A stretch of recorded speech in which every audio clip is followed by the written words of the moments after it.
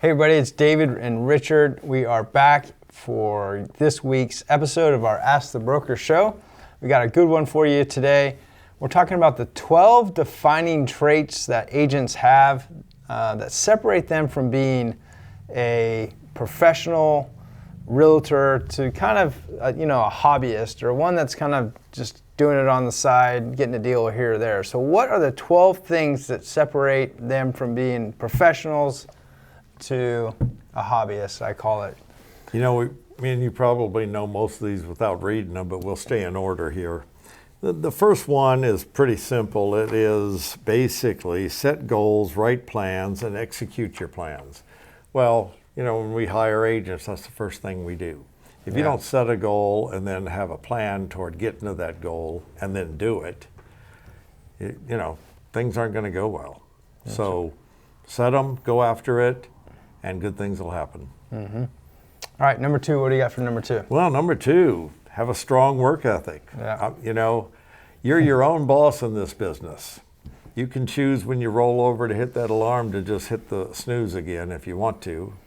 On a normal job, you can't, because if you're late, you might get fired. So treat it that way, get up. David uses this example all the time. Mm-hmm. Get up, get going. Actually, you should be excited about getting up and getting going, because the harder you work for yourself, the more money you'll make. That's right. How about number three, all right, David? Number three in the article says the professional realtors use technology to improve their efficiency and provide better experience for their clients.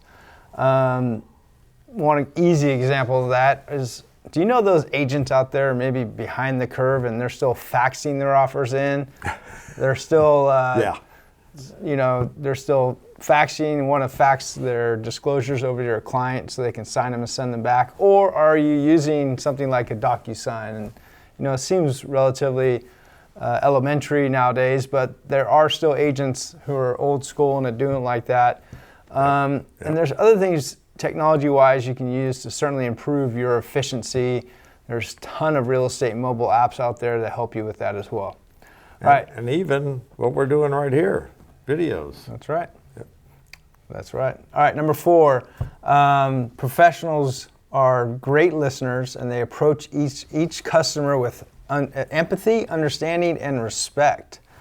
So it says here you want to put yourself in the customer's shoes, make an effort to understand really what they're trying to accomplish, and really meet that. So meet not only their housing desires, but their emotional needs as well. And I know that we as realtors sometimes become psychologists, having to talk them through situations. It's not just the house, it's understanding what things are going through at that moment in time. So talk and listen. Yeah, more personal, not canned. That's right. Yep. Okay, what do we have for number five? Let's see, what is number five? Knowledgeable about the process. Mm-hmm. Well, that means kind of know the contract and kind of know the time periods. I see that argument all the time. When was day one? Yesterday. No, it's today. Yeah. When is day 17? Well, if you were wrong on day one, you're probably wrong on day 17, you're probably wrong on day 21, and you're probably wrong on day 30 when it's supposed to close. So if you know what you're doing and have all the ducks in line, things go smoother. I want to add a quick topic to that. As a broker that lists a number of homes, I'm getting a lot of offers that are just simply wrote incorrectly, or with errors, or they're missing things. And I understand you need to get the offer in quick and hastily, but at the same time, you tend to make errors a lot of times. Have somebody look over your offer. Have your managing broker make sure it's correct before you submit it. Make sure you know that contract. All right, number six, professional realtors set realistic expectations for themselves and their clients. They don't promise what's not possible or reasonable. And what that means to me is you're in it for the long run. You want to build long-term relationships with your clients. Yep. A lot of agents are in it to close a deal and move on. So for me, it's all about building long-term relationships. And so that means telling them, your clients, what's possible, what they can do, and really what cannot do. Are you going to overprice a listing just to get the listing in the hopes that they come down later? or you're going to be honest and upfront with them. You guys kind of know what I'm getting at here, but set realistic expectations for your clients. Yeah. Okay. Quality. Quality. Number 7. Number 7 is know how to delegate. And in real estate, that's pretty easy. That's why we have TCs. Let the TC kind of take care of the paperwork while you're taking care of the human beings, the clients, assistants, title people, on and on. Don't do the title work. Don't do the loan. Do what you're supposed to do as a realtor. Yeah, I just talked about this yesterday at our weekly meeting. What is the highest and best use of your time? And oftentimes it's not doing the paperwork, the disclosures, the paper shuffle, all that good stuff. The highest and best use of your time is helping out your clients and attracting new ones. Okay. Take care of them. Number 8, the professional realtors know how to market themselves and the homes they have for sale. So they're using the best tools available today. Some of the things can include video marketing. Obviously, that's a huge one. Yeah. It still surprises me how many agents are still afraid to get, in front of the camera and talk about a listing or talk about what's going on in the market. There's online ads, opportunities from Facebook to Instagram to Google to YouTube. All of those things are learnable tools, and many agents are not using that. The professional ones are. Yeah, and they're priced pretty well too. Yeah. Number 9, what do we got? Number 9. There we go. They're positioning themselves online, Google, business, so on. David, you better just take that and keep going with it.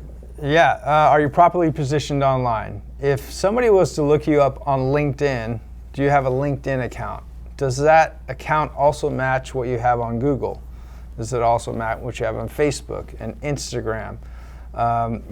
You should have online accounts that look the same throughout the internet. And I understand some people are Facebook only people or they're Instagram only people, but you need to spread your wings and have a consistent online profile, and that could include Zillow and a number of other real estate websites as well. That's right. All right, number 10, Richard, what do we got? Number 10, they respond to inquiries quickly. Most clients that call you about something, they want the answer, and it says it right here, now. So don't say, well, it's after 5 o'clock, I'll call them tomorrow.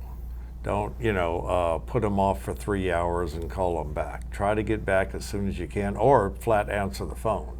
Right. And, and that's a good way to stay in touch with them. They're getting answers they want fast, because I've seen clients not answer the phone and they just called another realtor like 10 minutes later.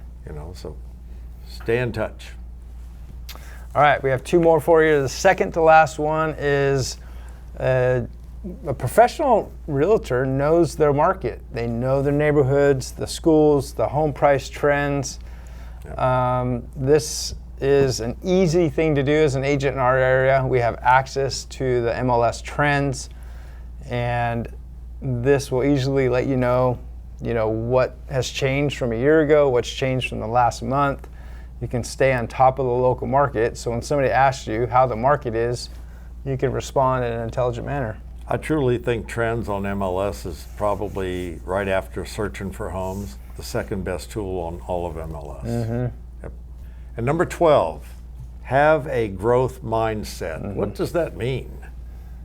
Well, I made, $75,000 last year, sold, 17 homes. Do you want to move up? You want to make that 100,000? Do you want to be a better realtor, give better service to your client? Well, that's a growth mindset. Get better, keep learning, and get better at what you do. Better quality service will equal better money.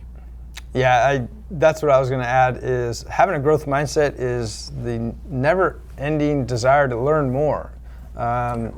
There's a great website out there where you can learn everything you want to learn in life, and that's called Google. You type it in, you search, and you can learn a new skill, learn some new information. The growth mindset realtors are constantly looking to get an edge. They're constantly looking to better themselves so they can better their business. So Number 12, to end it, is to have that growth mindset. Well, those are the 12 traits that professional realtors use versus the hobbyists. So quite a lengthy Ask the Broker show, but a good one. Our Ask the Broker shows come out each and every Friday, so thank you so much for watching today's show. What do you guys think? Let us know in the comments below. What are some traits that maybe aren't on this list that you think a professional realtor has or does that would help exceed their business? And thank you so much for watching today.